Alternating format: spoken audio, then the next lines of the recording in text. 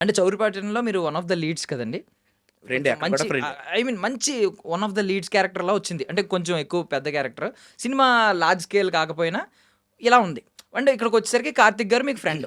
So, ఇలా మీ convenience ఎలా ఉంటదంటే సెట్స్‌లోకి వచ్చేసరికి ఫ్రెండ్ అంటే కొంచెం లిబర్టీ ఎక్కువ తీసుకోవడం, లేదంటే తెలియనోళ్ళంటే మనం రిజర్వ్డ్‌గా ఉండడం ఇలా ఉంటారా? ఎలా ఉంటారు?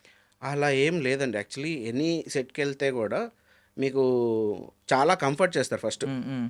ఎందుకంటే పర్ఫార్మ్ చేసేటప్పుడు ఎవరు ఎవరిని ఏమనరు. ఆ కంఫర్ట్ జోన్‌లో ఎప్పుడు అందరూ ఉంచుతారన్నమాట హ్మ్. యాక్టర్‌లని. హ్మ్.